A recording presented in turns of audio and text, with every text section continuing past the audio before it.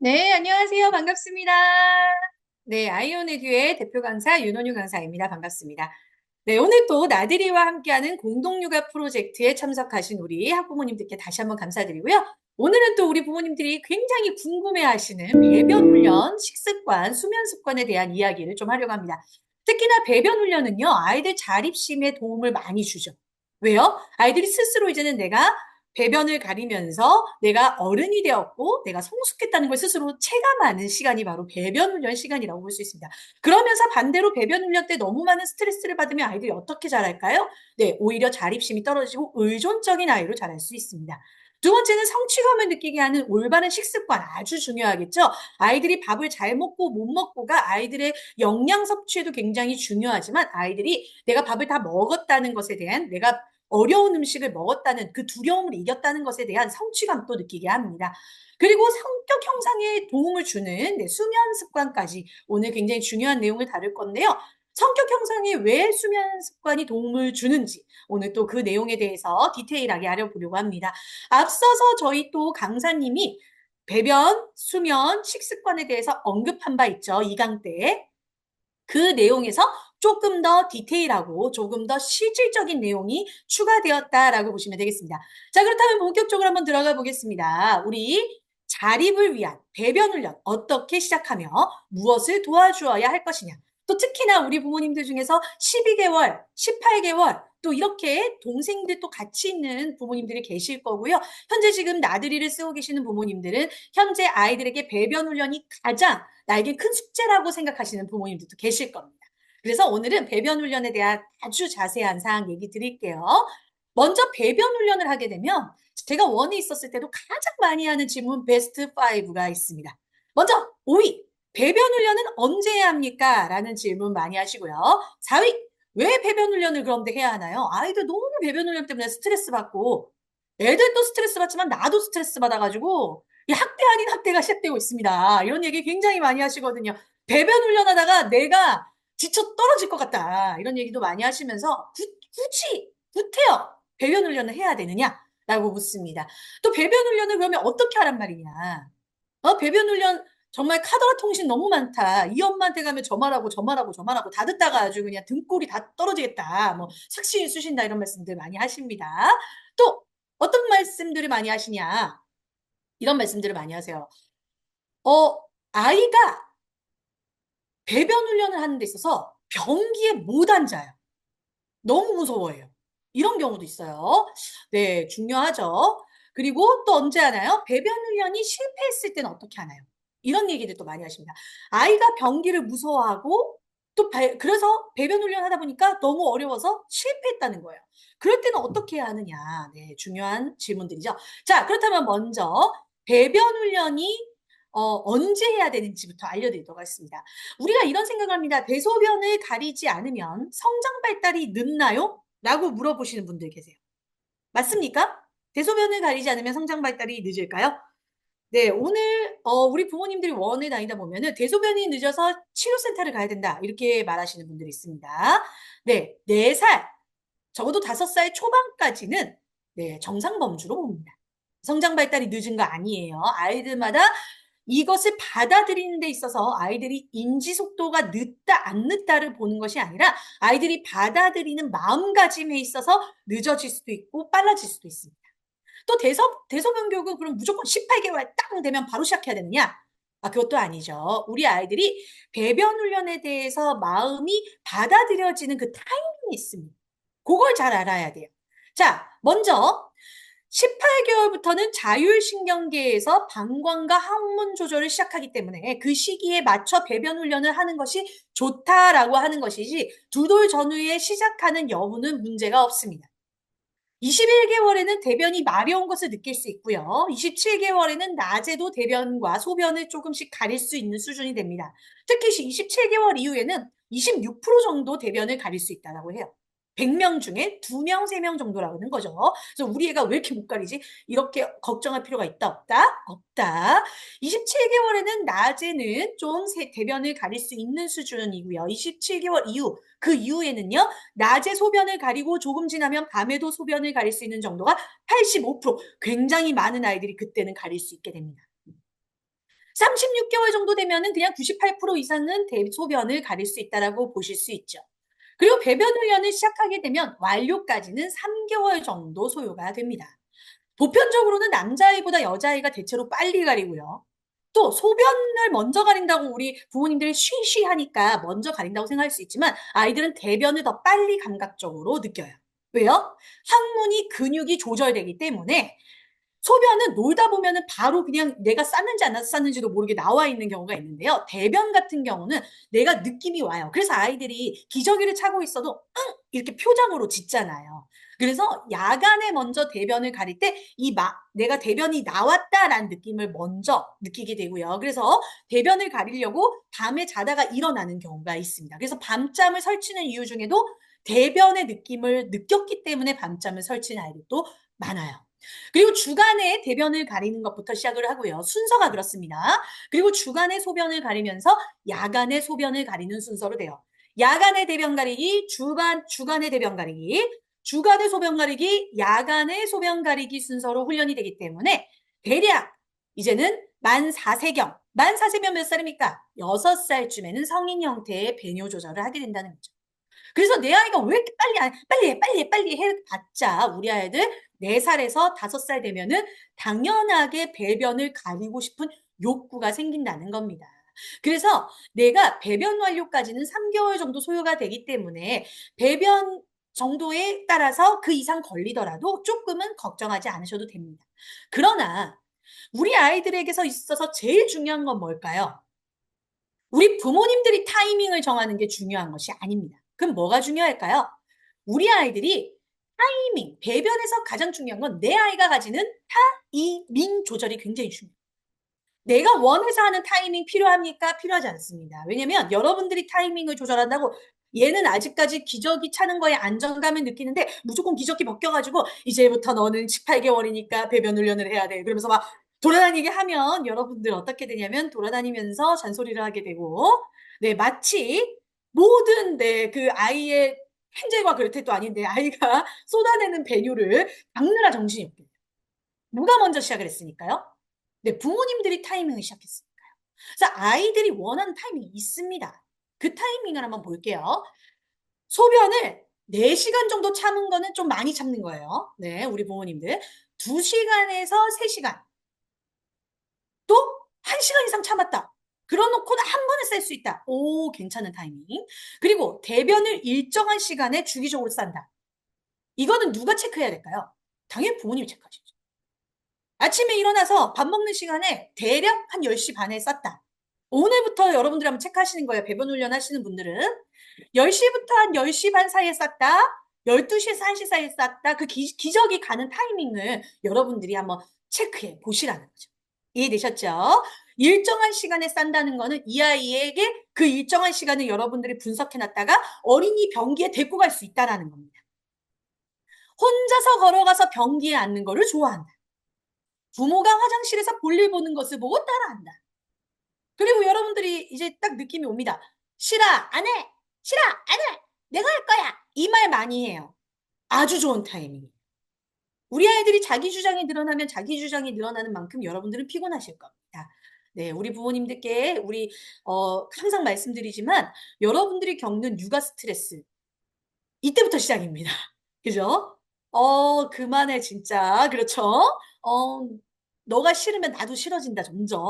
그런데, 요때부터 우리 부모님들은 아셔야 돼요. 아, 우리 아이가 이제는 한 명의 인격체로서 인생을 살아가는 데 있어 이 아이가 나라는 존재와 나라는 정체성을 발견해 가고 있구나.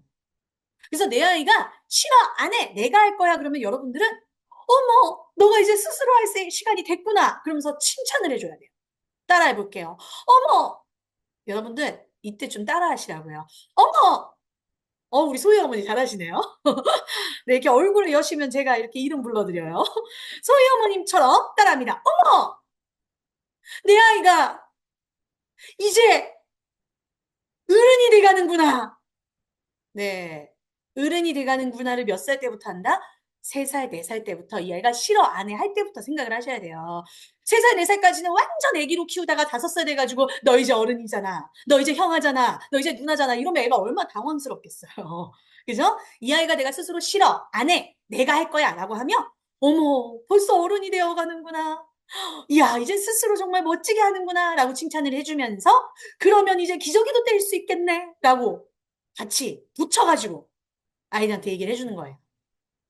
바지나 치마를 스스로 올리고 내리면서 쉬, 응아 등의 말을 한다. 혹은 내가 쉬 할 때 쉬 하고 알아듣는다. 응, 응. 그러면 내가 응, 응 하면서 병기를 가르친다. 그러면 시작하셔야 됩니다. 이걸 했는데도 놓치는 부모님들이 있어요. 그래 놓고 나중에 왜 우리 애가 배변 훈련 이렇게 늦게 하냐고 그러시는 분들 있어요. 아이들은 이미 이렇게 여러분들한테 보여주는 타이밍이 있습니다. 요때를 놓치면은 여러분들 고생해요. 이때는 내가 귀찮아서 놓치는 거거든요. 솔직히 이때 우리가 놓치면 안 돼. 아셨죠? 대소변 때문에 옷이 젖으면 불편해한다 그러면 아유 괜찮아 그거 좀 젖을 수 있지 그냥 입어 막 이렇게 하시면 안 되고 어머 너가 이제는 화장실에서 스스로 이 옷이 불편하니까 배변 훈련을 하고 싶구나 라고 말하면서 시작하셔야 돼요. 아셨나요? 여러분들 이때 놓치면 된다 안 된다? 안 된다.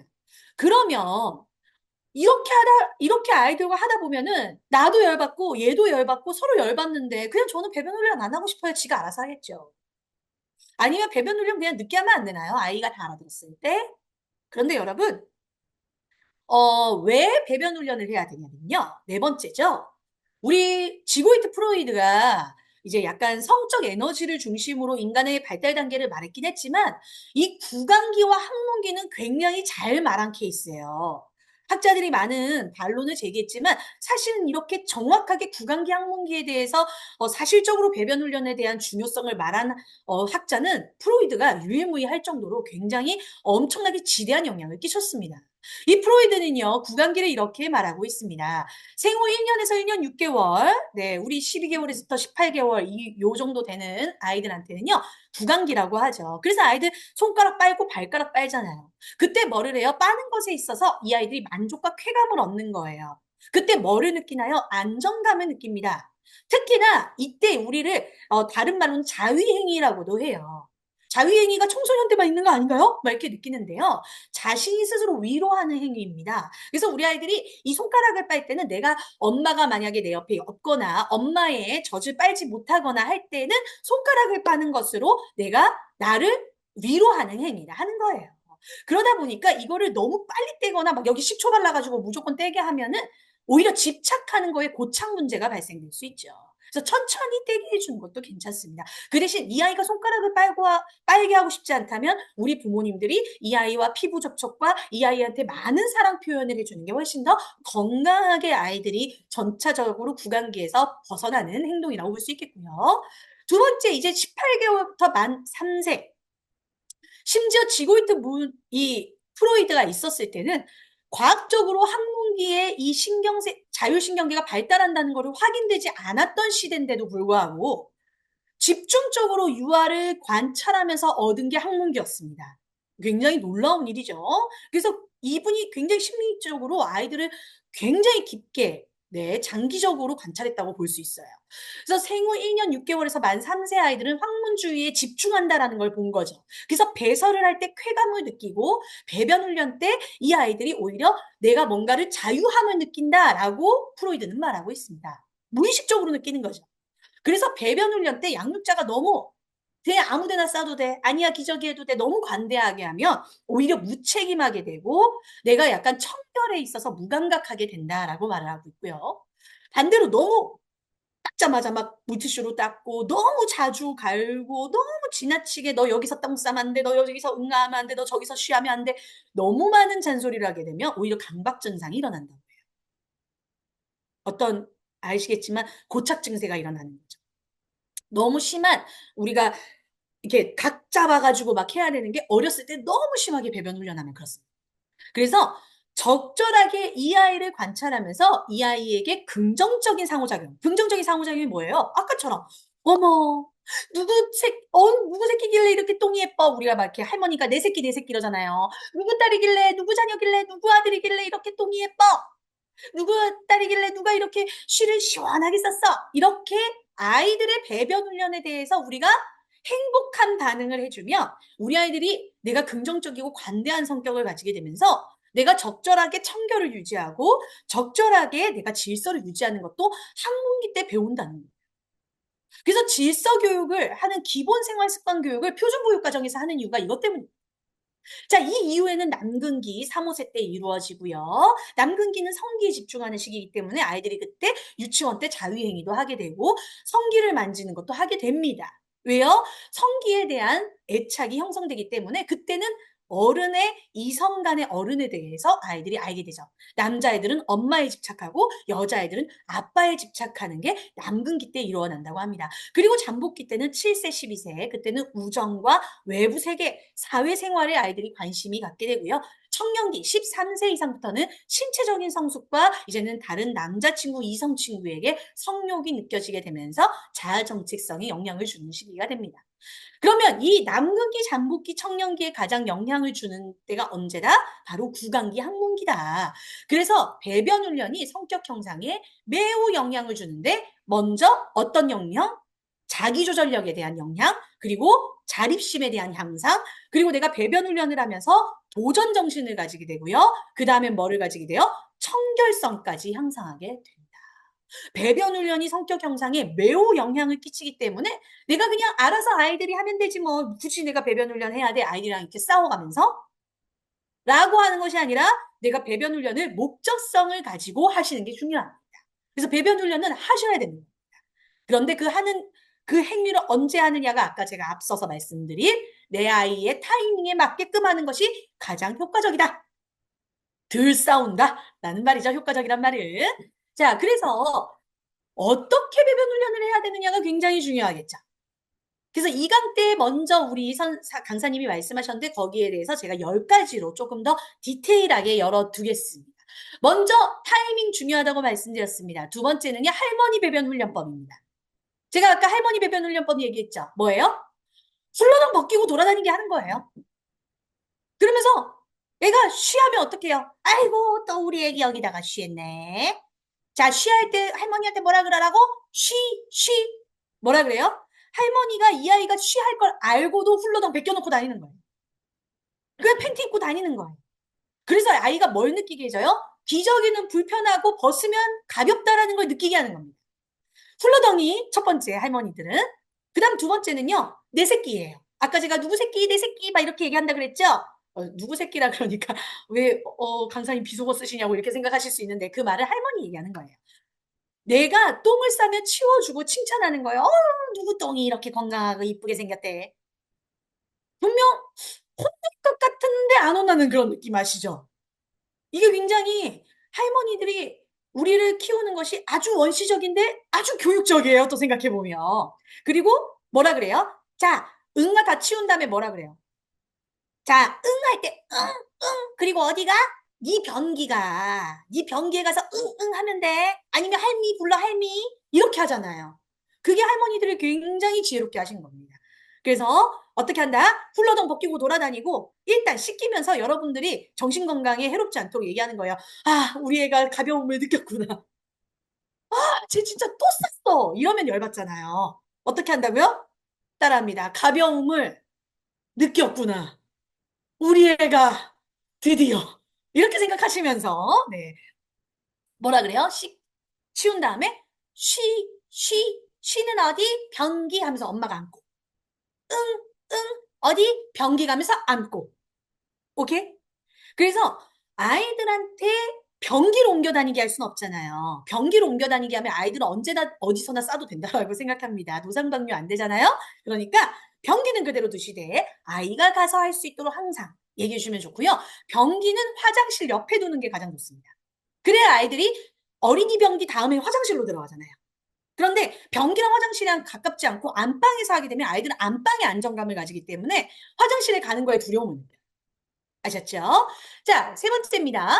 너의 변기는 너무나 특별해. 이렇게 얘기하셔야 돼요. 너의 변기는 너무나 아름다운 곳이야. 너의 쉬와 너의 응가가 집으로 가는 곳이야. 그래서 뭐예요? 응가집, 쉬집이라고 하면 됩니다.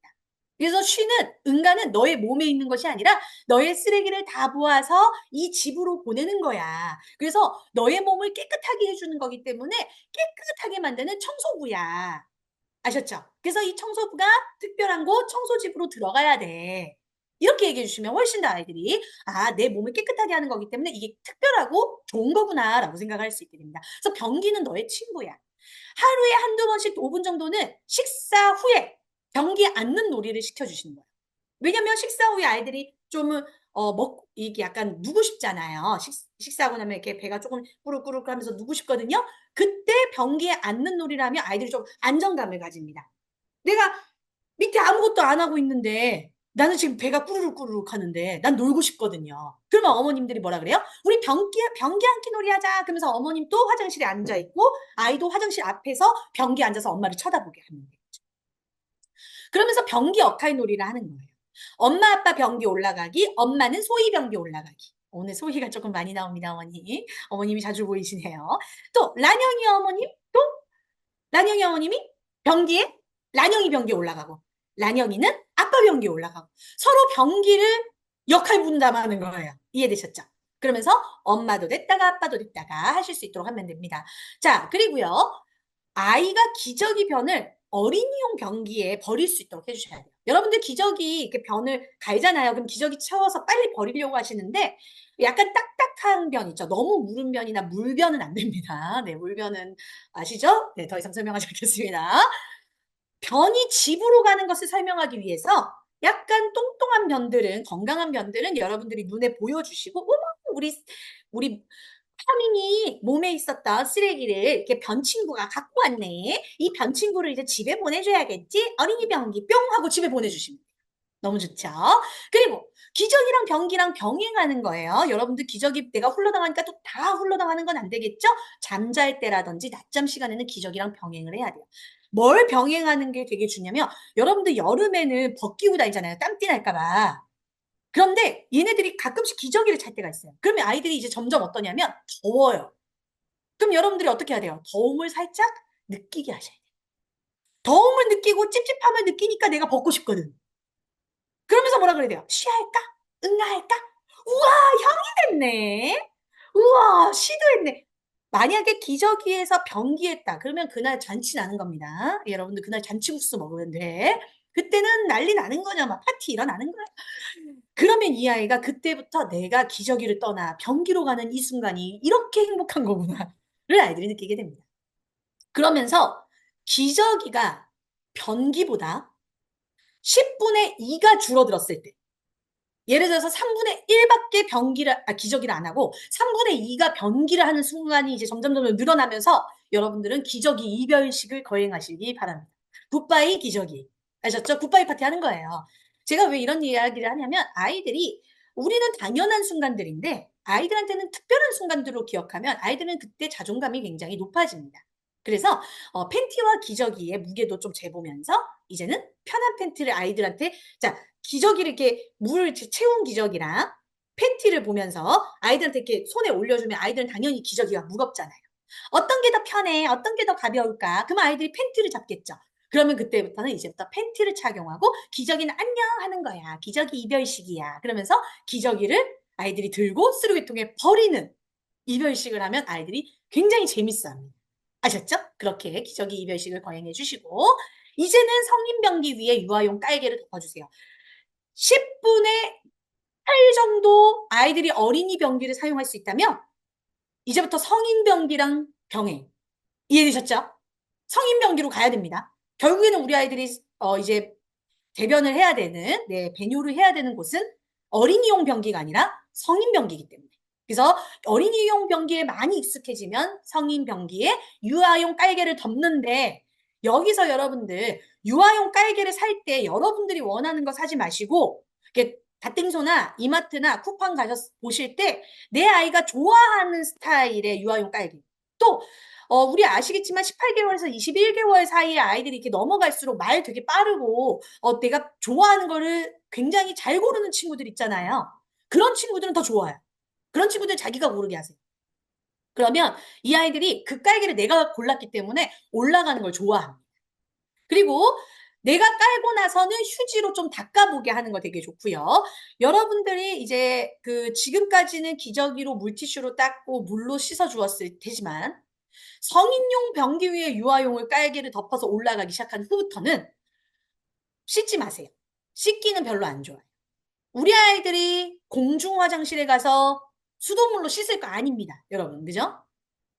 우리 아이들이 스스로 가야 되는 그곳에서 편안하게 배뇨를 할 수 있으려면은 항상 비대 있는 곳에서 아이들은 화장실에 가지 않거든요. 요즘 아이들의 특징이 뭐냐면 바깥에 나가면 변비가 걸린다는 거예요.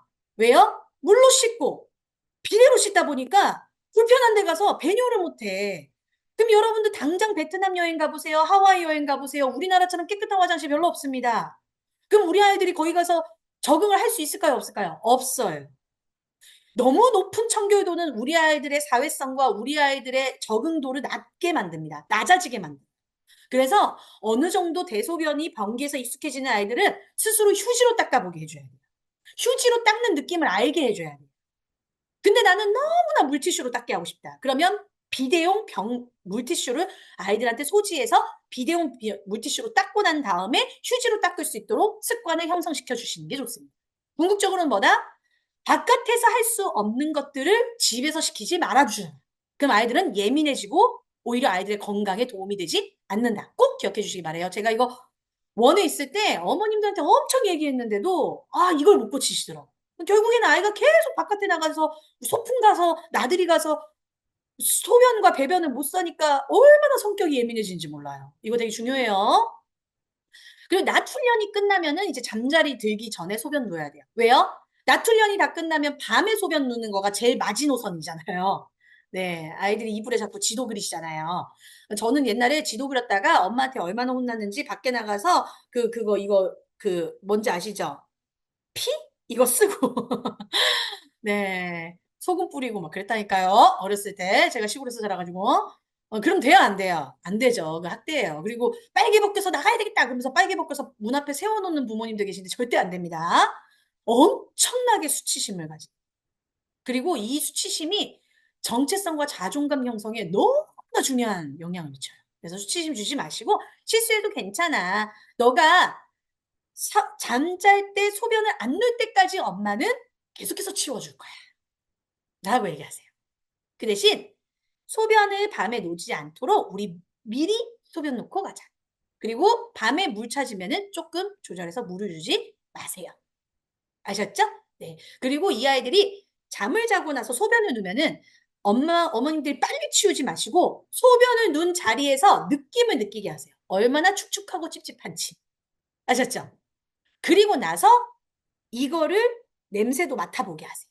그러면 찝찝하다는 걸 느낀 다음에 이렇게 너가 자고 일어났는데 축축해서 물에 빠지는 것 같은 느낌으로 일어나니까 기분이 안 좋지? 그래서 우리 밤에는 물을 적당히 마시고 소변을 눈 다음에 자야 아침에 뽀송뽀송한 이불이랑 만날 수 있어. 안 그러면 너 땀이랑 오줌이랑 다 섞여가지고 몸에 벌레들, 세균들이 막 기어다닐 수도 있어. 거기다가 너가 그냥 자니 누워서 자잖아. 뒤집어서 자면은 또 그 소변을 점점점 아시죠? 예, 이렇게 아이들과 조금 이 소변이 나랑 같이 잠잘 때 부비적거리는 것에 대한 불편함을 느끼게 해주시면 좋겠습니다.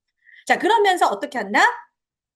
여러분들이 아이가 변기를 무서워하거나 아이가 배뇨 훈련을 하는 거에 부끄러워하거나 내 변과 내 똥을 너무 더럽게 느끼지 않도록 도와주셔야 돼요. 아이가 변기를 무서워하고 아이가 변기만 보면 소리 지른다거나 이렇게 열심히 했는데도 불구하고 잘 안 되어질 때는요. 이 아이들의 마음을 이해해 주셔야 됩니다. 내가 소변과 대변을 조절하지 못해서 실수할 것 같은 마음. 실패하면 혼날 것 같은, 또 내 몸이 더러워질 것 같은, 똥이나 소변이 나왔을 때 내 몸이 더러워진 것 같은, 또는 내 몸의 일부가 변기를 통해서 나갈 때 내 몸의 일부가 떨어져 나갈 것 같은 두려움이 있다는 것을 우리 부모님들이 이해해 주셔야 돼요. 우리 아이들이 가장 기본적으로 느끼는 두려움입니다. 그 똥이 나갈 때 아이들은요, 내 몸의 일부가 이렇게 떨어져 나간다라고 느끼고요. 또 어른 변기에 앉으면요, 이 변기에서 내가 빨려 들어갈 것 같다고 생각을 해요. 왜요? 대변이 빨려 들어가니까요. 소변이 빨려 들어가니까요. 그때 이렇게 말씀하시면 될까요? 또 썼어? 너 애가 왜 그러니? 창피야. 너 동물이야? 막 이런 말 하면은 절대 안 된다는 거죠. 이 아이들이 듣기는 두려움을 인정하시면서 실수했을 때 이렇게 이야기하시면 됩니다. 제가 네 가지 상황이 생겼을 때 여러분들이 변기와 엄마를 무서워하지 않도록 네, 지금부터 대화법을 정확하게 알려드릴 테니까 요거는 필요하신 분들은 사진을 찍으시거나 네, 요 부분은 적어주시면 되겠습니다. 실수했을 때 읽어보겠습니다. 너무 급했구나. 괜찮아. 엄마도 그랬어, 어렸을 때. 나도 너처럼 그랬어. 다음엔 쉬라고 이야기해보자. 이 아이가 근데 이 실수를 반복할 경우가 문제입니다. 그죠? 이건 처음에 다 누구나 해. 그래서 반복하면 화가 나. 그죠? 자, 소변이 옷에 묻으면 냄새가 나고 찝찝하지. 바닥에도 묻어서 우리가 밟으면 불편해지겠다. 미끄러워져서 쿵 넘어질 수도 있어. 엄마랑 같이 닦고 스스로 몸도 닦아보자. 자, 후처리를 아이랑 직접 하는 거예요. 부모님들이 혼자 다 하는 거는 아이들 21개월, 22개월 정도 아이들이 조금 자기 몸을 가누기가 좀 어렵고 내가 아직까지 이것에 대해서 받아들이기 어려울 때는 부모님들이 닦으면서 얘기하시면 되고요. 한 28개월에서 30개월 이상이 되었는데도 안 되었을 경우에 또 38개월 넘었을 때에는 엄마랑 같이 닦고 스스로 몸을 닦을 수 있도록 해주시는 게 스스로 후처리를 하는 게 되게 중요합니다. 그리고 다시 속옷과 옷을 갈아입어 보자. 누가? 스스로. 언제부터? 25개월 이후부터는 스스로 속옷을 입고 옷을 입어볼 수 있도록 하는 것까지가 중요합니다. 혼날까봐 무서워서 숨길 때 부모님이 이렇게 얘기하면 되겠습니다. 엄마도 실수할 때가 있어. 괜찮아. 엄마 혼내지 않아. 엄마랑 같이 변기 앉는 놀이 해볼까? 엄마는 엄마 변기, 우리 사랑이는 사랑이 변기. 이번에는 바꿔서 앉아볼까?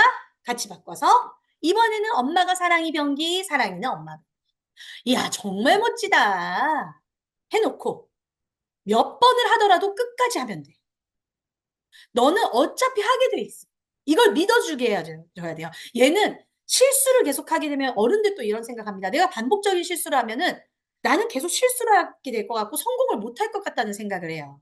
그래서 몇 번을 하더라도 넌 끝까지 할 수 있어. 넌 하게 될 거야. 라고 믿음을 주는 것이 굉장히 중요해요. 그러면서 다음부터는 숨기지 마. 엄마는 너가 숨기지 않아도 돼. 엄마는 혼내려고 하는 게 아니라 너가 할 수 있도록 도와주려고 하는 거야. 라고 얘기해 주세요. 세 번째, 더럽다고 막 울어요. 나는 싫어. 나는 소변 안 나. 쉬 안 할 거야. 나 응가 안 할 거야. 막 이러면서 우는 친구들도 있어요. 그러면은 우리 부모님들이 생각해 봐야 돼요. 내가 혹시 똥을 치울 때, 아, 더러워. 아우, 냄새나. 이렇게 하진 않았는지. 누군가가 우리 아이가 변을 보고 있었을 때, 아, 냄새! 막 이러면서 아이가 부끄럽게 하진 않았는지 생각을 해보면 좋겠습니다. 이때 우리 아이들한테 뭐라 그래요? 우리 사랑이가 참 예쁜 똥을 넣었구나. 아니야. 우리 사랑이 몸을 청소해주는 거야. 똥은 더러운 게 아니라 우리 사랑이 몸을 청소해주는 건데 똥에는 우리 몸을 청소하면 나오는 거기 때문에 청소부란 말이야. 그랬더니 얘가 갑자기 그럼 만져볼래 막 이러는 거죠. 갑자기 그러면서 막 만지고 입에 넣는 친구 있을 수 있습니다. 자, 그러면 만지었을 때는 또 우리가 더럽다고 얘기해줘야 되잖아요. 그죠? 만졌을 때는. 그럼 어떻게 말하면 되느냐?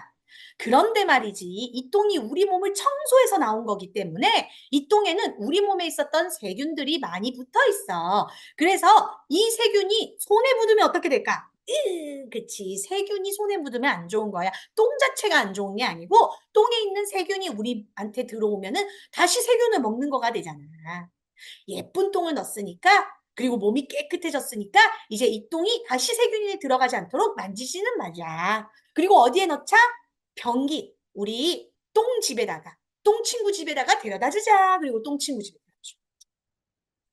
자, 변기 위가 무섭다고 할 때 변기 위에 올라가기가 너무 무섭습니다. 아주 아이가 막 소스라치게 울어요. 그럼 어떻게 해요? 소변이랑 대변이 물에 퐁 빠질 때 우리 우리 소희도 우리 하민이도 같이 빠지는 것 같아서 무섭지? 아니야. 그럴 수 있는데 우리 사랑이가 변기에 같이 빠질까 봐 무서워서 그런 게 그럴 수 있지만 그런데 봐봐. 요때 여러분들 중요해요. 여러분들 그 똥을 직접 들어가게 하는 것도 중요한데 그 물에 녹는 휴지를 똥색으로 이렇게 칠해서 똥처럼 준비하는 거 되게 중요해요. 노는 것처럼 놀이. 그러면서 그런데 봐봐 해놓고 아이랑 옆에 서서 변기에다가 물에 녹는 휴지를 넣어줘요.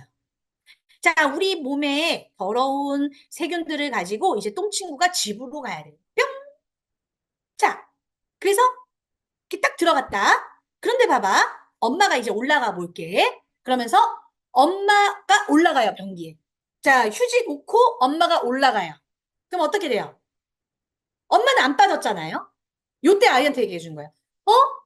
우리 변 친구는, 똥 친구는 빠졌는데 엄마는 어때? 안 빠졌네. 엄마 엉덩이로 변기 위에 이렇게 받치고 있어서 엄마는 안 빠져. 그리고 똥이나 쉬는 이렇게 밑으로 슝 하고 들어가는 거야. 우리 몸을 깨끗이 청소하고 이제 집으로 가는 거야.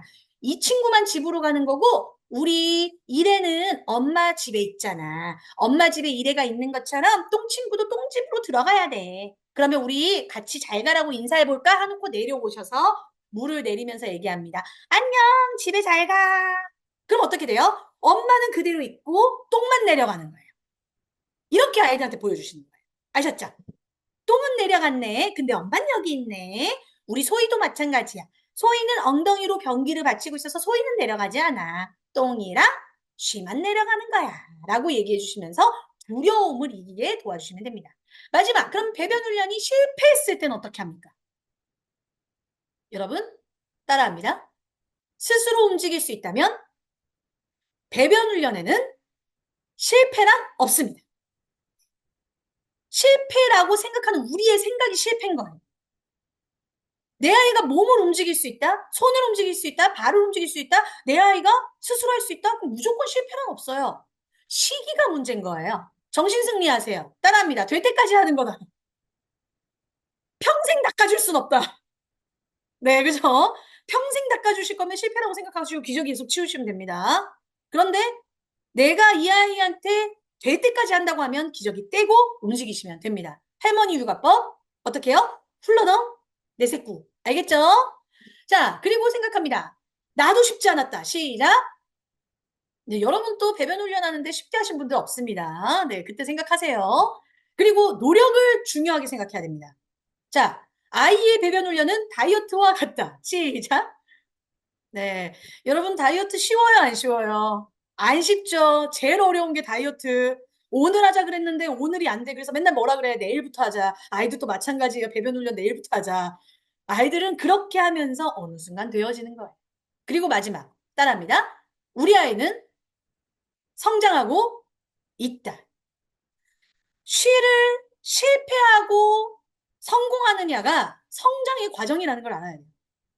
이 아이들이 내가 놓쳤을 때 놓쳤구나. 내가 했을 때 했구나를 발견하는 가는 과정이 쉬와 응가를 하는 과정이기 때문에 이때 여러분들은 기뻐야 돼요. 실패한 걸 깨달았다는 거. 실패해서 엄마 나 쉬했어. 너가 이거를 쉬했다는 걸 아는구나에 감사해야 된다는 거. 이 과정 속에 이 아이가 그러면 내가 쉬를 변기에 썼을 때 느껴지는 쾌감과 자아 성취감은 누구도 형용할 수가 없어요. 아셨죠? 여러분들이 다이어트에서 마이너스 5kg 감량했을 때랑 똑같다고 보시면 됩니다. 오케이? 그래서 우리 아이들이 성공할 거라고 믿고 성장하고 있는 이 과정을 축하해 주시고 기다려 주시고 이 아이들은 반드시 배변 훈련에 통과할 것이라는 것을 기억하시면 되겠습니다. 자, 두 번째예요. 식습관입니다. 미래를 위한 식습관. 벌써 30분 지나버렸네요. 몰랐죠, 여러분들? 자, 한국인이 내 아이들이 식사를 좀 거부하는 이유가 뭐냐면 첫 번째는 이유식 거부. 네, 이유식 거부와 변비설사와 배변 문제, 또 잘못된 원령의 이유식 제공, 이유식 도입 시기, 늦은 이유식으로 인한 영양 문제, 영아 미녀 등 이런 부분들이 이제 조금 아이들이요 식습관을 관여해요. 우리 부모님들이 심지어는 아이들의 식습관이 어디까지부터 시작됩니까? 여러분들이 태교하실 때부터 이미 식습관이 형성돼요.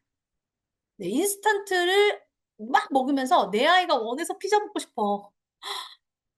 나 지금 너무 치킨 먹고 싶어. 근데 알고 보니까 내 아이가 아니라 나야.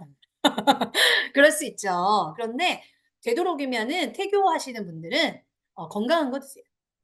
매운 거, 짠 거, 이거 아이들한테 그대로 전이 됩니다. 안 좋습니다.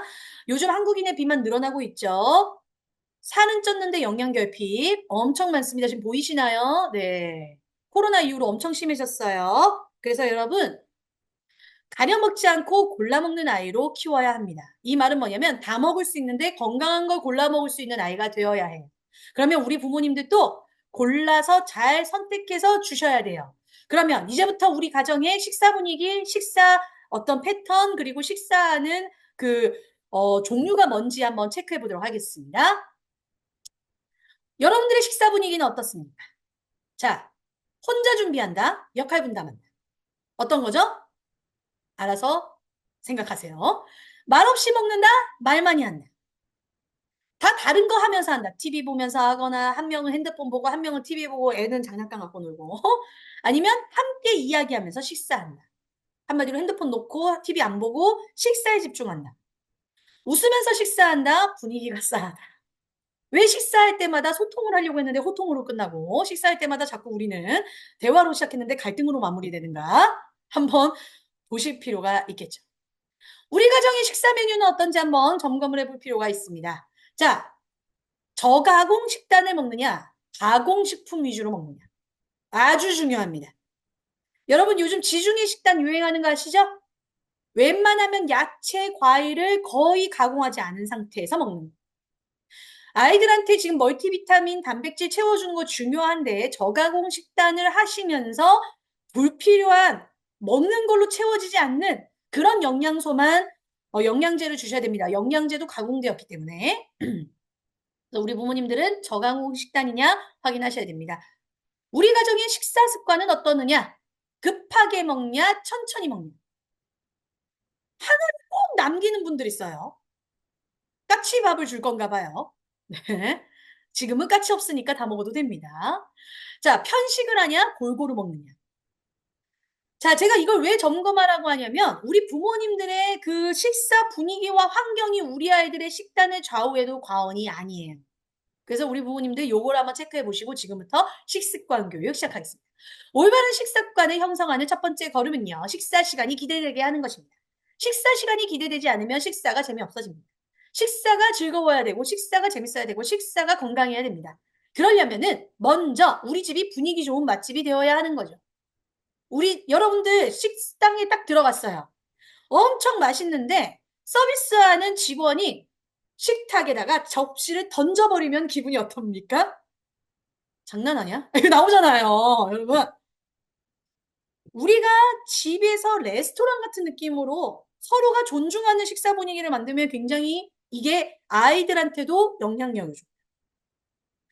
부모님이 식사 시간을 하는데 어머님들이 자기야 밥 먹어, 자기야 밥 먹어, 자기야 밥 먹어를 3번 한다? 평생 밥 먹어를 3번 이상 해야 되는 집이에요. 이해되셨나요? 자기야만 부르는 줄 아세요? 나중에는 지혜야 밥 먹어, 이래야 밥 먹어, 하민아 밥 먹어를 3번 이상 불러야 된다니까? 왜? 부모님들이 서로 부르는데 빨리 대답을 안 하기 때문에. 그러면 그때 이미 기분이 안 좋아. 그죠? 불렀는데 빨리빨리 안 오니까. 불렀는데 기분이 안 좋아서 하자마자 내가 몇 번 불러야 돼? 그것부터 밥 먹는데 시작을 해. 부모님들, 제가 집에 지금 CCTV 놓은 것 같죠? 비슷해요, 다들. 그래서 약속을 정하셔야 돼요. 편안하고 우리 아이가 식습관을 제대로 하려면 강사님이 말하는데 한 번 부를 때 오래. 아셨지, 자기야? 얘기하세요. 여유 있고 편안하게 해야 돼요. 그래서 고객님 밥 먹을 시간이십니다. 그리고 식당 가시면은 식사 왜 이렇게 늦게 나왔냐고 기다리시잖아요. 그런데 왜 우리 집은 식사를 준비한 사람이 기다릴까요? 이런 얘기 하세요. 네, 여러분들이 식사에 갔었을 때 식당에서는 밥을 기다리는 것 같이 원래는 식당에 앉은 사람이 밥을 기다리고 받으면 감사합니다라고 먹는 게 예의입니다. 아셨죠? 그리고 혼자 아이들한테 먼저 먹이는 거 돼요? 안 돼요? 절대 안 돼요. 어른이 먼저 맛있게 먹어요. 아이가 무슨 마루타도 아니고. 왜부터 먹여요? 애는 당근 보면은 색연필 먹는 것 같고, 고사리 보면은 지렁이 먹는 것 같고, 콩 보면 콩벌레 먹는 것 같은데, 초록색은 더더욱이나 먹기 싫은 색깔인데 얘네들은 먹여놓고 나는 먹기 싫다고 난 다이어트 한다고 코딱지만큼 먹으면 애들이 무슨 생각을 하겠습니까? 야, 믿을 사람 하나도 없네. 자기들은 안 먹고 나한테 이상한 거 다 줬네. 이 생각할 거 아니에요. 그래서 여러분들 내가 먼저 먹는 거예요. 내가 우리 아이한테 맛있게 먹는 걸 보여줘야 아이들이 맛있게 먹죠. 그래서 여러분들한테 하는 말이 있습니다. 밥 먹는 시간에는 먹방을 찍는 것이다. 오케이? 맛있는 먹방 찍는 거 유튜브로 보면서 먹을 필요가 없어요. 여러분들이 찍으세요. 아셨죠? 얼마나 좋아. 그러면서 그것도 추억으로 남기세요. 실제로 유튜브 이렇게 핸드폰 틀어놓고 핸드폰 하지 마시고 핸드폰을 옆에다가 삼각대 딱 켜놓고 우리 밥 먹는 거 계속 찍어봐요. 하루하루. 아이들 밥 먹는 거 이거 유튜브 잘 찍히려고 저 잘 먹어요. 아이 진짜 이거 팁인데 안 알려주려고 그래. 자, 그리고 아이가 먹을 수 있게 한 개씩만 먹이세요. 많이 먹이면 여러분들 손해봐요. 왜요? 우리의 위는 우리의 발바닥 사이즈이기 때문에. 제가 조금 이따 말씀드리겠죠. 230이면 230만큼만 뭐 드시는 거고요. 아이가 75cm면 75cm만 먹는 거예요. 그런데 이 아이 데리고 이따만큼 주면서 다 먹어라 그러니까 얘가 어이구 먹기 전에 벌써 헥헥헥헥거리면서 내가 대체 이거를 먹을 수 있겠는가? 우리 아빠는 왜 이렇게 많이 먹이는가? 이런 생각 할 거 아닙니까? 한 개씩만 반찬에 예쁜 그릇에 담아주세요. 여러분들 아이들 그 식단 조절한다고 아이들 도시락 주시는데 그 도시락도 양 많은 겁니다. 그 도시락 쓰시려면 그 도시락 그릇에다가 한 개씩만 놓고 한 개 먹으면 칭찬하고 다음 거 먹을 건지 물어보고 주세요. 다 먹었어? 벌써? 이렇게 한 개 다 먹은 거야? 어머, 웬일이야? 그만 먹어. 그러면 영서가 깜짝 놀래. 그만 먹으라고? 응, 그만 먹어. 너 다 먹었어. 그러면 약간 아쉬워. 응, 응, 그러면은 그때 주세요. 더 먹을 거야? 대박. 그러면서. 그러면 아이가요, 그다음부터 더 먹고 싶어지는 욕구가 생기겠죠. 스스로 먹기를 시도할 수 있도록 도와주셔야 됩니다. 그러면서 여러분들 제일 하지 말아야 될 게 아이 수준에 맞게끔 이 아이가 스스로 먹도록 하는 습관을 3살부터 기르셔야 돼요. 6살, 7살 돼가지고 쫓아다니면서 먹인다? 식습관 실패하신 겁니다. 식습관은 실패가 있습니다. 배변 훈련에는 실패가 없어요. 식습관은 실패가 있어요. 식습관의 실패는 인공으로 되어 있는 가공식품만 좋아하는 거, 내가 정해진 식사 시간에 식사 안 하는 거, 그리고 먹고 나서 정리 안 하는 거, 그리고 어떻게 하는 거예요? 내가 원하는 것만 먹는 거. 안 그러면 뱉는 거. 실패한 겁니다. 이건 실패했기 때문에 여러분들 실패하지 않으려면 조심하셔야 돼요. 실패하면 우리 아이들 아토피 생기고, 치아 건강 생기고, 몸의 건강 생기고, 뭐죠? 영양실조 비만 생기고, 이 아이들 당뇨 빨리 오고요. 당뇨가 선천적으로도 유전이 되지만 요즘 후천적으로도 생기고 있습니다. 아무튼 안 좋아. 식습관은 다 안 좋아. 수면에도 장애가 생기고 안 좋아요. 그냥 안 좋아. 안 좋으니까 6개월, 9개월, 12개월, 18개월, 24개월 때 여러분들 진짜 식습관 형성 잘해야 돼요. 6개월 때 숟가락 사용 시도하게 하셔요. 6개월 때. 무슨 소리 하시는 거야, 이분이. 숟가락으로 먹으라는 게 아니라 숟가락을 들고 숟가락이 무슨 역할 하는지 보여주시고 숟가락을 만지게 하시고 숟가락을 갖고 욕구를 가지고 놀게 하시라는 거예요. 이해되셨죠? 9개월부터는 컵을 가지고 그릇을 가지고 놀게 하시고 12개월에서부터 18개월부터는 음식으로 장난치게 하세요. 음식으로 장난하는 시기입니다. 그러면 뭐라 그래요? 음식으로 장난하는 거 아니야? 먹을 걸로 장난하는 거 아니야? 그런 식으로 저 먹을 걸로 장난하세요. 그때 제일 좋은 게 뭐냐면은 이게 식빵에다가 당근, 콩 옮겨 놓고 얼굴 만들기 이런 거 하게 하세요. 그래야 아이가 음식에 관심을 가지죠. 그러면서 본격적으로 음식을 먹이면서 아이가 스스로 수저를 들고 있게 하시고 여러분들이 먹이면서 스스로 먹는 거를 계속 보여줘야 돼요. 그러면서 24개월부터는 반드시 스스로 먹고 정해진 시간에 먹고 정해진 시간이 지나면 먹지 않는다라는 것에 대한 식사 습관과 예절을 정확하게 알려주셔야 됩니다. 그래야 우리 아이들이 어떻게 돼요? 어느 곳을 가도 다른 사람들한테 이상한 소리 듣지 않고 정상적인 식사를 할 수 있게 돼요. 그리고 어떻게 돼요? 건강하게 자기 몸의 영양소를 섭취하게 됩니다. 여러분, 식습관 예절을 가진다는 거는 다른 사람들을 위해서 가지는 게 아니라 내 자신을 위해서 가지는 거예요. 나의 이미지를 형성하고 두 번째는 나의 건강을 위해서 갖게 되고 세 번째는 내가 식사 시간을 잘 활용할 수 있게 돼요. 시간 조절까지 되어진다는 거예요.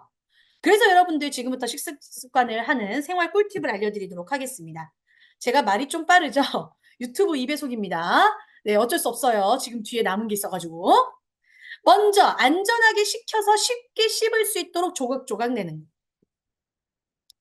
화상 위험, 질식 위험을 예방하면서 아이들이 쉽게 먹을 수 있도록 도와주는 겁니다. 이건 너무 잘하고 계실 거예요. 가족들이 먼저 좋은 음식 골라 먹기는 잘 안 하고 계실 겁니다. 이거 해야 됩니다. 여러분들이 아이들한테 당근을 먹이고 싶다면 아이들 앞에서 당근을 잘 먹어야 되고요. 여러분들이 시금치, 여러분들이 멸치 다 잘 먹어야 돼요. 여러분들이 엽떡을 먹으면서 아이들은 엽떡을 못 먹게 한다는 건 말이 안 되잖아요. 네. 매운 거, 양념 쩔어 있는 거 안 좋아요. 네, 가벼운 양념, 네, 최대한 그 생야채, 생과일을 살짝 데친 정도가 가장 훌륭하다. 그냥 지중해식 식단 먹는다 생각하세요. 그리고 우리나라 한식이 제일 좋아요. 그 대신 소금을 좀 덜 덜어서 하는 거. 그리고 여러분들 좋은 음식 골라 먹으려니까 지방을 아예 안 먹는 분들이 있는데요. 아이들한테는 지방이 엄청 필요해요. 모든 지방을 다 골고루 섭취해야 돼요. 지방이 에너지를 움직이기 때문에 우리 아이들은 지방을 먹어야 됩니다. 아셨죠? 튀김을 먹지 말라는 거지 지방을 먹지 말라는 게 아니에요. 규칙적인 식사 시간 지켜주세요. 튀김을 너무 많이 먹는 것보다는 조금 이렇게 삶아져 있는 거, 구워져 있는 게 좋습니다. 네, 그리고 규칙적인 식사 시간은 몇 살 때부터 24개월 이후부터는 본격적으로. 슬슬 21개월부터 슬슬. 오케이? 아셨죠? 그러려면 규칙적인 식사 시간을 누가 지켜야 돼요? 네, 더 이상 말하지 않겠습니다. 다양한 메뉴로 호기심을 자극하고요. 다양하게 아이들이 만지고 놀 수 있게끔 18개월부터 조장하셔라. 음식 입에 물고 뛰거나 말하면서 절대 못 먹게 해야 됩니다. 이거 질식 걸립니다. 질식. 여러분들 또 쫓아다니면서 먹이게 하는 거 절대 안 되는 거 꼭 기억하세요. 아셨죠? 프랑스 엄마들은 만 18개월 이전 15개월부터는 아이를 무조건 앉혀서 먹이는 걸 습관화시키고요. 18개월부터는 엄마가 먹이지 않는 걸 습관화시킵니다. 그럼 아이들 할 수 있나요? 할 수 있어요. 어떻게 습관을 들이냐에 따라. 그래서 아이들이 계속 수저를 짚고 자기가 흘리더라도 먹게 하려면요. 흘리더라도 먹을 수 있는 그 큰 접시에다가 조금만 놓고 요금 딱 먹을 수 있는 양을 큰 접시에 두면 돼요. 그럼 아이들이요, 접시에 흘려도 접시에 흘리기 때문에 실패 경험을 감소시킬 수 있습니다. 이해되셨나요? 네, 그래서 큰 예쁜 접시에 한 입 크기로 담아서 아이들이 흘리면서 먹을 수 있도록 도와주세요. 흘렸잖아. 물티슈로 계속 닦으면 돼요? 안 돼요? 안 돼요. 묻히도록 하세요. 몇 살까지는? 18개월에서 25개월, 26개월까지는 흘려도 괜찮아. 그 대신 다 먹고 나서 닦게 하세요. 먹으면서 닦게 하지 마시고. 그럼 아이들 그 예민해집니다. 아셨죠? 그리고 하나라도 잘 먹으면 칭찬해 주시면 됩니다. 그런데 여기서 식기구를 자꾸 뒤엎어요. 아, 열받습니다. 뒤집는 거. 네, 소근육이 발달했는 걸 확인하시면 돼요. 식사 도구랑 이 숟가락 포크 접는 게 익숙하지 않으면은 실수로 덮는 경우가 있어요. 실수로 덮는 거는 화내지 마세요. 아셨죠? 어머님들 아시잖아요. 일부러 그러는 거랑 실수로 덮는 거랑. 그럼 실수로 덮었을 때는 실수로 덮지 않도록 바닥이 넓은 그릇 그래서 제공하라는 거고요. 재미로 하는 거라면 훈육하시면 됩니다. 재미로 하는 거라면 어떻게 하면 돼요? 네. 이거를 2번 이상, 3번 이상 반복하면은 이제는 밥을 먹으면 안 돼. 너가 밥을 안 먹겠다는 걸로 엄마가 알아들을게. 그리고 치우셔야 돼. 치우시고 또 배고프다고 하면 주지 않으셔야 돼요. 적어도 몇 시간? 1시간 정도. 너무 많이 안 먹이시면 네, 학대됩니다. 1시간 정도. 그럼 얘가 굉장히 배고파지거든요. 그러면 그때 다시 한번 얘기해요. 이제부터는 식사 시간에는 이거 뒤집는 거 아니야. 식사 시간에 뒤집으면 이렇게 밥을 못 먹게 돼. 그래서 식사 시간을 지키고 이 식사 시간에는 엄마가 해줬을 때 뒤집지 말고 잘 먹고 나서 치우자. 지금 밥 먹을래? 원래는 지금 밥 먹는 거 아니야? 지금은 간식 먹는 거야?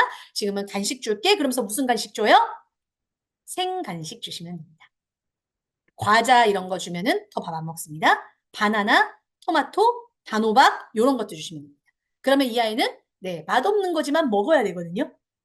그러면 이 아이는 그냥 밥 먹을 때 먹을 걸. 이 생각을 해야 된다는 거죠.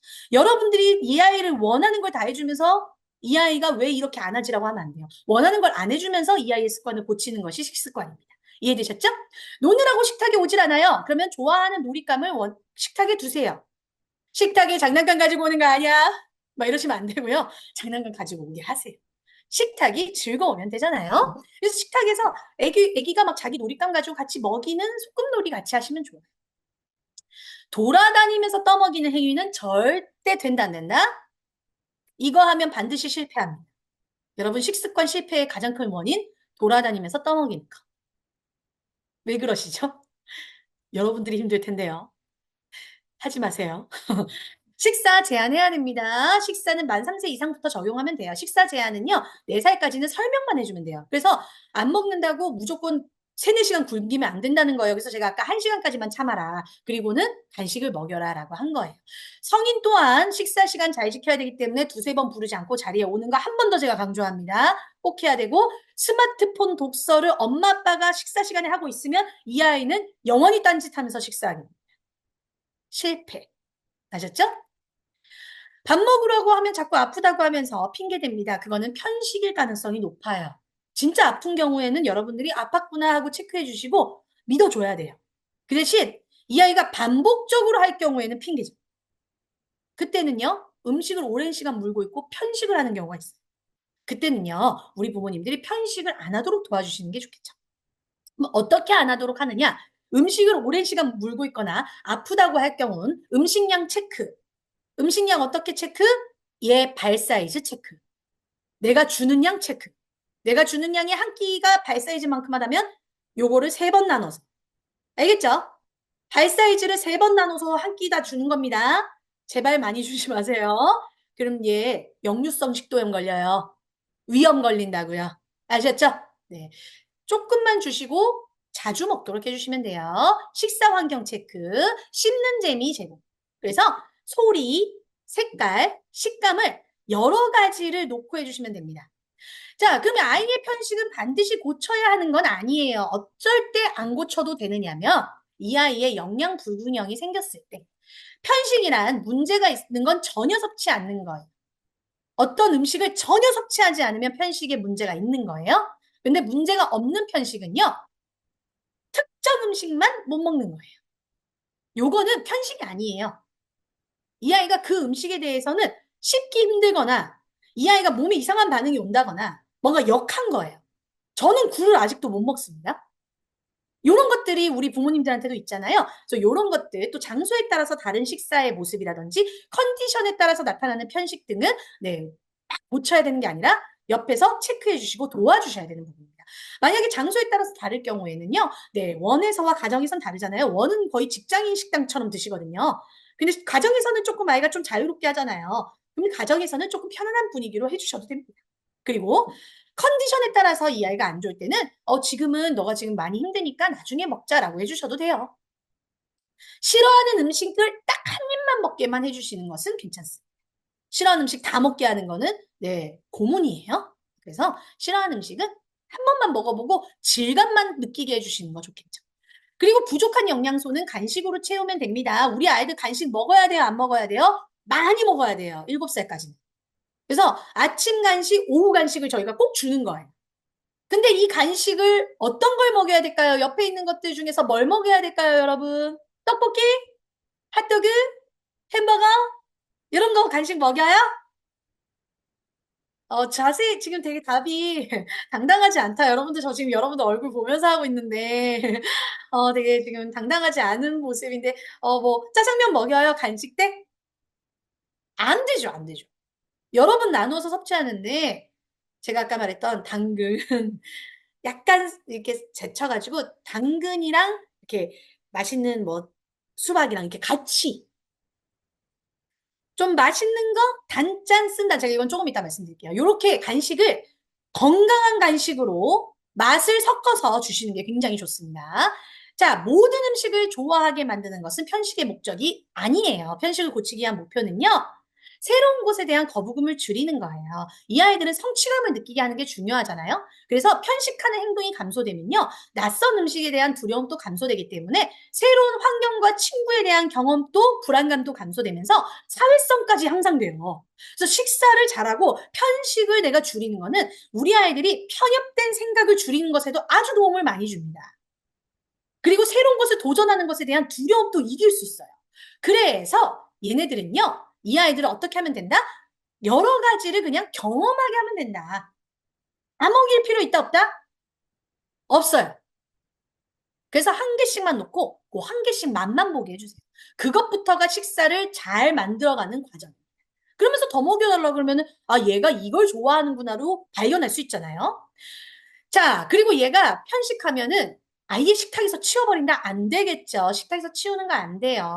이 아이에게 생존하고 보호하고 발달하고 참여할 수 있는 유엔의 아동 권리를 형성하게 하기 위해서는 여러분들이 여러분 스스로가 치우거나 식탁에서 버려버리거나 아니면은 아예 식탁을 아예 밥 치워버리거나 이러면 안 되고요. 다양하게 골고루 보여주고 아이가 거기서 선택할 수 있고 참여할 수 있도록 도와주셔야 됩니다. 그래야 이 아이가 건강한 식습관을 형성하면서 권장 칼로리를 준수할 수 있어요. 그러면 어떤 식단을 하라는 말입니까? 어떤 식단이긴요. 어린이집에서 주는 급식 식단표요. 식단표는 육아종합지원센터의 영양사들이 아이들의 권장 칼로리에 맞게끔 제공하는 식단입니다. 그렇기 때문에 다른 데서 찾지 마시고 어린이집에서 식단표 주면은 제발 어린이집에서 이거 나왔나 안 나왔나 이걸 보기 이전에 여러분들이 그거 챙기세요. 제발. 뭐 어린이집에서 나와. 내가 보면은 어린이집이 더 건강하게 먹여.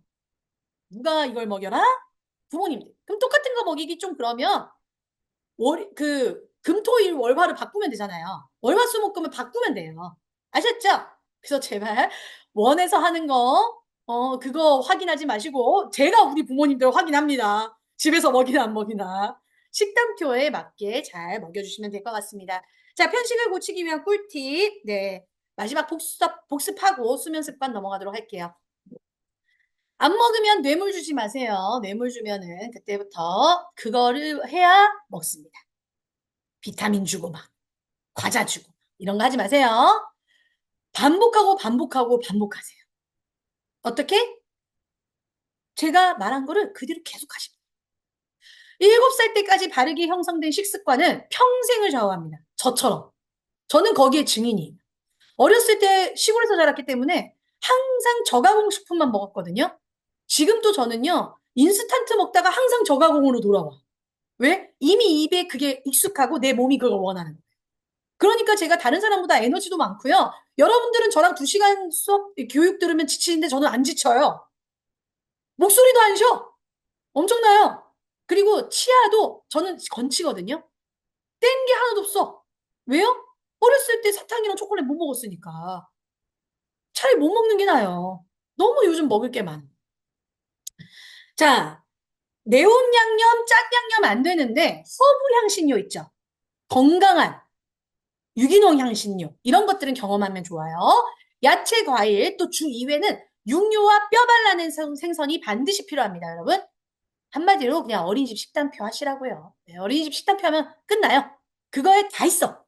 그리고 여러분들 아이들 간식 시간, 만약에 아이가 이제 밥을 오늘 좀 먹기 싫어하는 컨디션이다. 그러면 핑거푸드를 하세요. 핑거푸드. 그래서 아이들 시간을 재밌게 하시면 됩니다. 꼬치 먹듯이. 그리고 식단 준비에 함께 참여하게 하시고 텃밭에서 기른 채소 되게 좋습니다. 요즘은 스마트팜 아시나요? 우리 부모님들 역시, 역시 스마트팜 되게 좋아요. 그 쿠땡이나 이렇게 하시면 저렴하게 요즘 팝니다. 스마트팜에 이렇게 상추나 이런 것들은 조금 기르셔서 그것을 아이들이 기르는 과정도 보고 기른 것을 먹일 때 엄청 도움됩니다. 심지어는 인성에도 도움이 돼요. 아셨죠? 그리고 제가 아까 말했던 음식다리 건너기 따라합니다. 음식다리 건너기. 음식다리 건너개가 비슷한 유사한 맛과 또 새로 다른 것들을 색감을 질감을 하나씩 정복하는 건데요. 호박을 좋아하면 호박이랑 비슷한 으깬고구마 뭐 이런 것들 이 비슷한 질감을 가지고 아이들과 하는 거예요. 만약에 아이들 고기 기르면은 그 버섯을 고기처럼 하는 거 아시죠? 그렇게 같이 이 질감들을 하나씩 정복해서 고기인 줄 알았는데 버섯이네. 푸딩인 줄 알았는데 가지네. 이런 식으로. 이해되시나요? 그래서 음식 다리 건너기가 이렇게 음식을 정복해가는 다리 건너기라는 이 실제 대한소아청소년 학회에서 말하는 네, 식습관 형성의 교육입니다. 음식 커플 만들기, 단짠 중요하죠. 쓴단, 쓴짠, 신단 요렇게 토마토는 약간 조금 맛이 별로 없는데 토마토랑 뭐랑 넣어요? 토마토랑 뭐 딸기, 뭐 토마토랑 아니면은 맛있는 뭐 우리 참외 이렇게 단맛이 나는 거, 단맛이 나는 거랑 단맛이 없는 거 이렇게 같이 먹여주면은 아이들이 되게 좋아해요. 그리고 예를 들면 감자를 먹이고 싶어요. 그럼 감자에 또 아이들이 좋아하는 과일 같이 덧붙여서 이런 식으로 여러분들이 커플을 만들어 주시면 되겠습니다. 자, 이제 마지막입니다. 수면 습관. 제가 10분 만에 끝내도록 할게요. 여러분, 몰랐죠? 벌써 1시간 지났어요. 사회성을 위한 수면 습관입니다. 수면 습관 너무나 중요합니다. 여러분들은 아이들이 잠들었다 생각하는 그 시간에 여러분들이 순간적으로, 네, 야식을 드실 때가 있으실 건데요. 아이들은 우리에게 잠들었다고 생각하는 설레임만 남긴 채 잠들지 않았습니다. 그쵸? 왜 이렇게 우리 애는 안 자는 거예요? 왜냐면 아이들이 성인과 유사한 패턴으로 수면 시간이 감소하는데요. 어렸을 때 생후 6주쯤인 때는요, 밤의 수면 시간보다 낮의 수면 시간이 길잖아요. 우리 부모님들 다 아실 겁니다. 밤 시간이 짧아요. 그러다 보니까 이제 아이가 깨어있을 때 같이, 네, 깨어있는 패턴을 따르는 것이 그때는 좋은데요. 이제 2단계를 넘어서 3단계인 12주에서 16주 즈음에는요, 이제는 어느 정도 낮 시간의 수면도 이루어지지만 규칙적으로 이루어지기 때문에 규칙적인 낮잠으로 영아의 수면 시간대를 우리가 파악할 수 있습니다. 그때는 이제 어때요? 자, 3단계 정도 됐었을 때는 네, 어떤 나이 12주, 16주 정도 됐었을 때는 밤에 깨도 다시 재워야 돼요. 그때 수유하면 잠 못 자는 거예요. 오케이? 아이가 그냥 빨기 반사로 빨려줬을 때 빨기만 넣어주시고 재워요. 그래야 이때부터 점차적으로 규칙적인 수면을 늘려갈 수 있습니다. 그러면서 4단계 정도 되면, 네, 아이고, 죄송합니다. 4단계 정도 되면은 더 이상 한밤중에는 수유를 하지 말아주시고, 제가 방금 말했던 슬슬슬슬 수유를 늦춰주셔라. 그리고 5단계부터는, 네, 이제 거의 오후에만 낮잠 자고 수면 시간을, 밤 시간을 늘려주시다가 6단계에는 낮잠 시간까지 감소하는 게 언제예요? 3, 5세.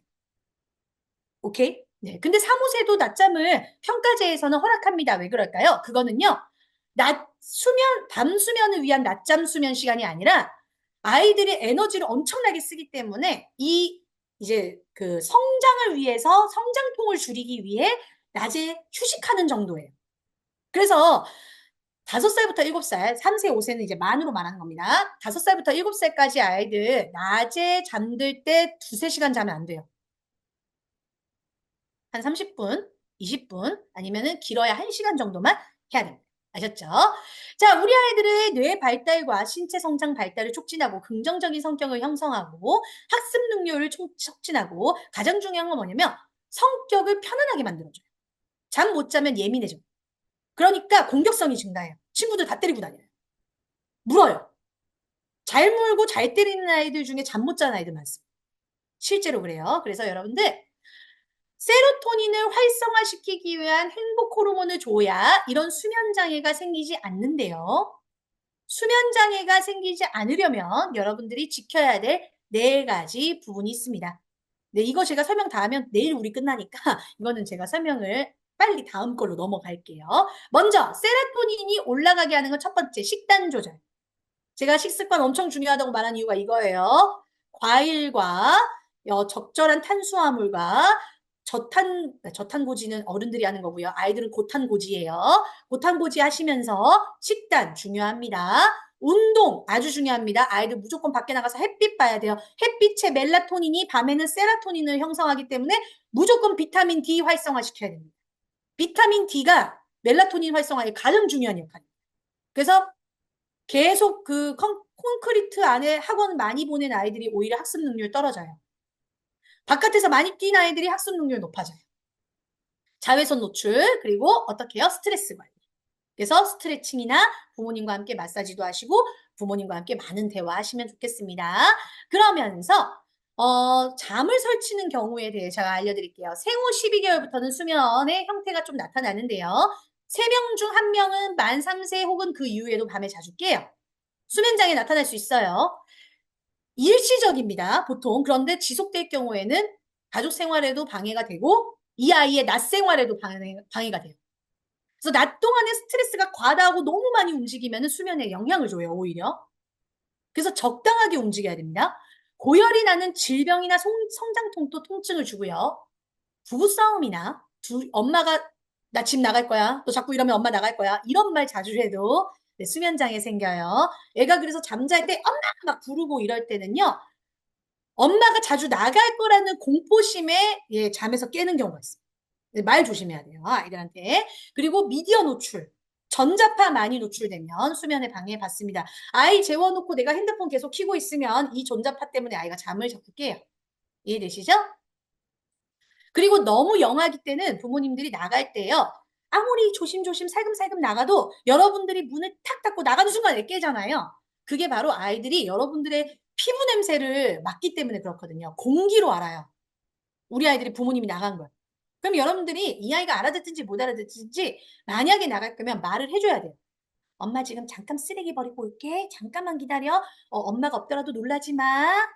얘가 잠이 들었다고 생각하더라도 살짝 말을 해놓고 나가셔요. 아셨죠? 아이들은 말을 기억하는 게 아니라 그 감각을 기억하는 거예요. 수면장애란 잠을 자고 싶어도 쉽게 잠에 들지 못하는 건데요. 잠에 들지 못하는 수면장애가 있습니다. 혹시 오늘 오신 부모님들 중에 수면장애가 무엇인지 좀 걱정이 되신 분들은 꼭 알아가시면 좋을 것 같아요. 야뇨증, 수면 중에 자꾸 소변을 마렵다고 하면서 계속 한 10분 단위로 일어나는 아이들. 야뇨증 의심해 볼 필요가 있습니다. 녹취증, 수면 중에 공포를 느끼고 소리 지르는 아이들. 야제증, 수면 중에 딱 이렇게 근육경련 일으키는 아이 있을 수 있어요. 혹시 모르셨다면 오늘 한번 아이들 잘 때 보시면 좋을 것 같아요. 목류병, 수면 중에 몽중방황하는 아이. 대부분은 청소년 시기에 다, 네, 보통은 없어집니다. 그런데 녹취증 같은 경우는요, 렘 수면 단계에서 많이 발생해요. 녹취증.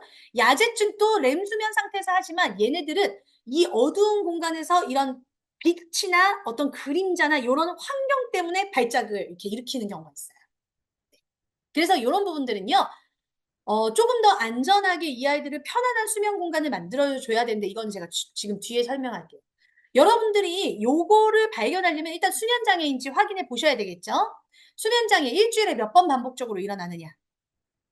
네, 일주일에 3번 이상 일어나면은 장애가 있다라고 봐야 됩니다. 아셨죠?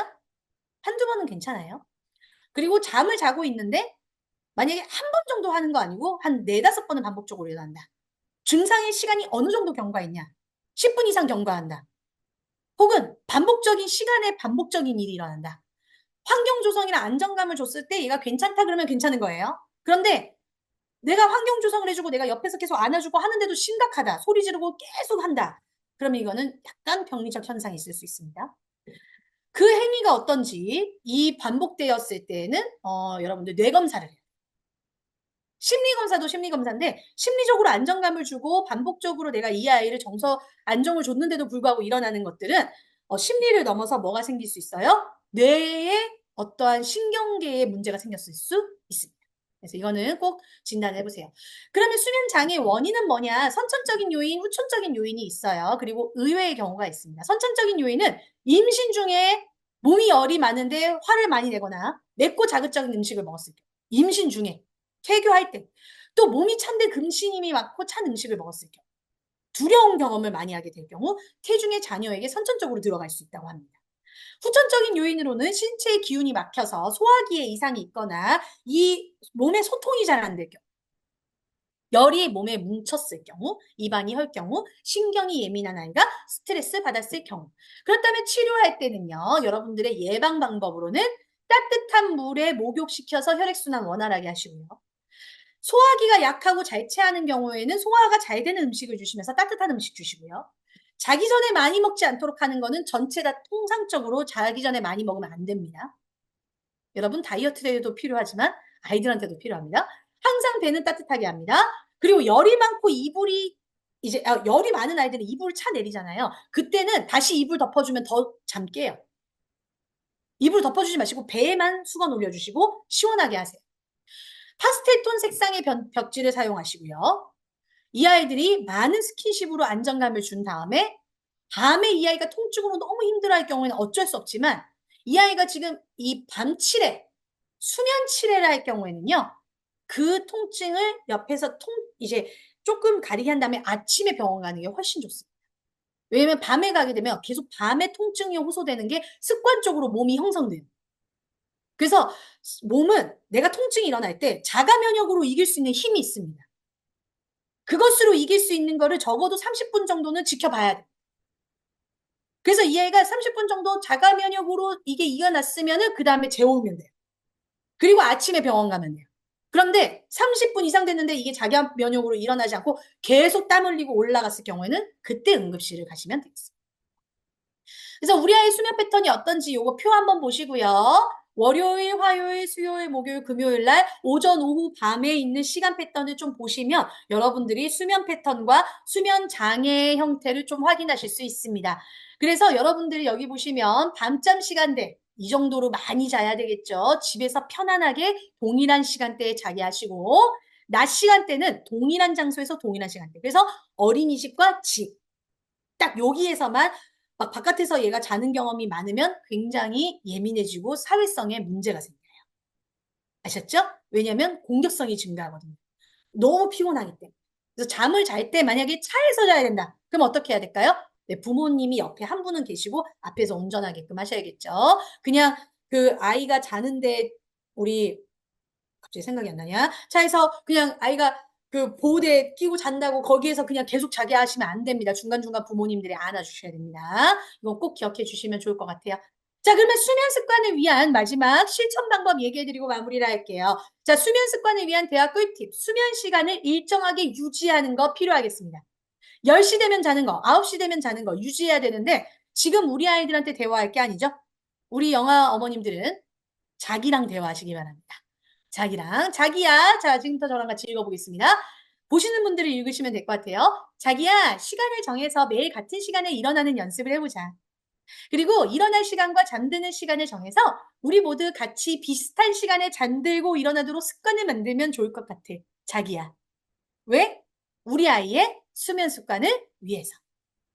아셨죠? 꼭 이거를 누구랑 결정해야 된다? 자기랑 결정하세요. 몇 시가 좋을까? 몇 시까지 일어나고 몇 시까지 잠들 것인가? 이거를 꼭 정해 주시고요. 적어도 이거 몇 살 때까지 해야 될까요? 여러분 몇 살 때까지? 네, 손가락으로 한번 표현해 보시죠. 다 보입니다. 5살까지? 5살까지? 아니에요. 7살까지. 몇 살까지? 네, 7살까지는 습관을 잘 만들어 주세요. 아셨죠? 5살까지 해놓고 같이 야식 드시고 그러지 마세요. 자, 잠들기 전에 휴식 시간 마련하시는데 자기 전에 쭉쭉이 체조 할까 엄마랑 우리 사랑이 키도 쓱쓱 몸도 쓱쓱 마음도 쓱쓱 하면서 쓱쓱쓱쓱쓱쓱 체조도 하고 마사지도 좀 해주세요. 편안하게 아이가 잠들기 전 네, 휴식 시간을 마련하시는데 여러분들이 우리 아이가 말을 하든지 못 알아듣든지 여러분들이 계속 말을 하셔야 됩니다. 적절한 수면 시간과 수면 환경을 조성하시면서 사랑이가 좋아하는 토끼 인형, 어둡게 하는 건 눈이 편안하게 하는 거니까 무드등을 살짝 열어주신 다음에 어둡게 무드등을 켜셔야 돼요. 여러분들 아이가 무섭다고 밝게 하시면은 이 아이들 눈에 빛을 이렇게 받는 상황이기 때문에 눈이 깨어 있습니다. 그럼 렘수면 상태로 유지. 밤에는 완전히 검은 게 제일 좋아요. 아셨죠? 자, 마지막입니다. 과도한 음식 섭취는 지양한다. 잠들기 전에 물이나 음식을 많이 먹으면 위가 불편해서 잠들기 힘들대. 우리 잠들기 4시간 전에 다 먹고 놀고 자자라고 얘기해 주셔요. 이렇게 많은 참고 문헌 자료로 저희가 우리 부모님들과 함께 부모 교육을 진행하고 있고요. 또 이 자료들을 가지고 우리 부모님들 배변 훈련, 식습관, 수면 습관 멋지게 성공하셔서 우리 아이들이 멋지게 다른 사람들에게 선한 영향력을 주는 아이들로 키워지시기를 기도하고 바라겠습니다. 감사합니다.